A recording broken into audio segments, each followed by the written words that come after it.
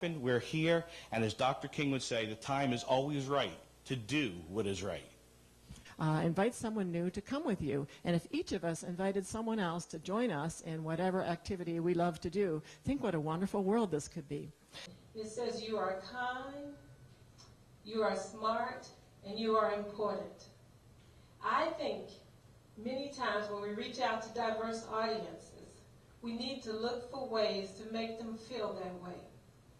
So making a special effort to reach communities of diversity with the message of bird stewardship is in no way an issue of political correctness. Quite simply, it's a question of survival and practicality. So I think that there's huge value we have a lot of national wildlife refuges, but there's huge value to having urban refuges that are close to diverse communities. You know, if we're really going to have protection for places like this, we need to have a lot more people interested in birds. And my whole focus changed that year. Something as simple as bilingual refuge signs. All of them. Every refuge should have signs in both English and in Spanish.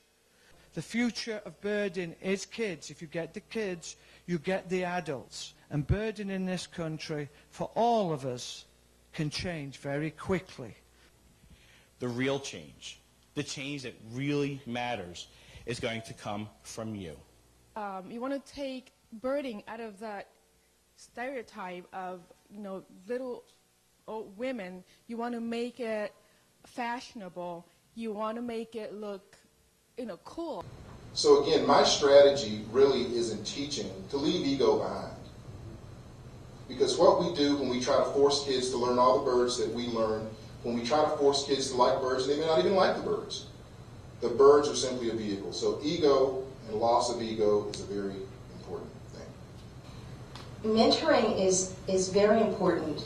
And one of the things that I found is that if you can find a connection with a youth, it doesn't matter if it's the same color, if your hair's the same, it could be something as simple as liking the same music. Having some other connection, once you have that, establish that connection, it's so much easier than to bridge it into another area like birding. Kids, and that's why they are interested in being basketball players, because that guy looks like them. So to me, that's a very effective strategy, is creating those role models. The key, I think, for us is that we have an awful lot of opportunity. And if we look specifically at reaching out to minority audiences, we want to make sure that we really look out to minority audiences and reach out to organizations that are truly minority organizations, as opposed to an organization that just says they serve the minority. I would encourage you, from a lifestyle strategy, is to start to outreach to not the usual suspects. Don't go just to other nature people, but go to people. Faith-based groups are the greatest opportunity for outreach there is. You know what? Ask the community about the community.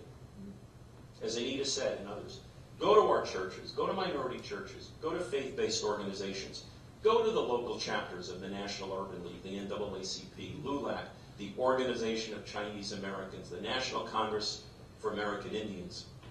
She is the woman with the salt and pepper hair, which I used to have, who said she had basically nothing in common with many minorities or something like that. So I thought she just doesn't know what she has in common. So I went down there and I gave her my card and I said, this is who I am. Who are you? Write it down for me. And the next time that I'm here at John Heinz, she and I are going to have lunch, and we're going to start with hair. To look into a tree in the spring and see 6 or 8 different species of warblers in one tree is the perfect medium for friendships that move along racial lines. And Making connections is important, but I think one of the first and most critical things that you do is respect the differences.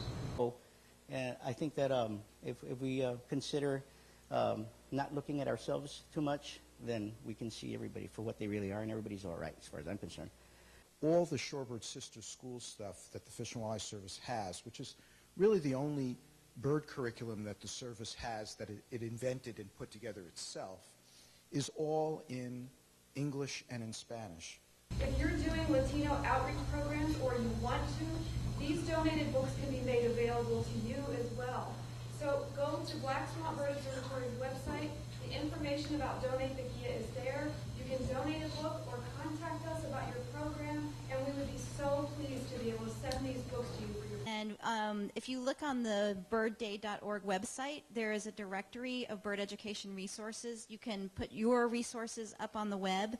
You can register them, and you can go search for education resources, and you can search by topic, by conservation issue, by geographic region, by language. For a program that we've been running in the Fish and Wildlife Service. It started about 4 years ago, and we target freshmen and sophomores in college.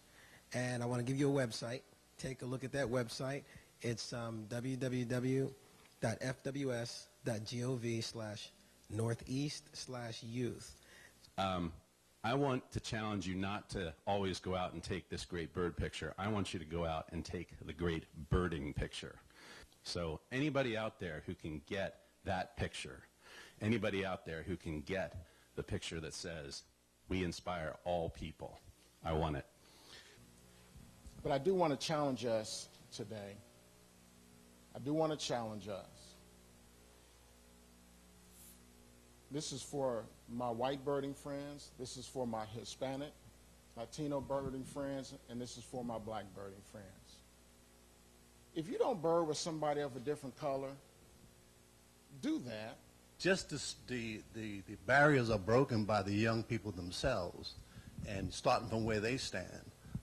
So it happens to all kinds of people when you transport them out of their comfort zone into another place. But that's where we grow, and that's where we become better people, and we start to know more about who we are. So we need to create opportunities, repeated trips, mentors, colleagues, and ongoing support. Now, do all people need those to be interested, those 5 essentials to be interested in birds? Yes, but communities of diversity need them more than anyone else. Being a mentor, being a friend, being a support structure. That's it. So I challenge you to bird with somebody of a different hue. That's the reason we're here today, and we're going to be in Atlanta, hopefully. We're going to be in Oakland, hopefully. We're going to be in Texas. We're going to be in Minnesota Valley. You guys out there, if you want to be part of it, you want to come into your place, get in touch with me, Dave at fledglingbirders.org. Let's make this happen, people. Let's start changing the face of American birding.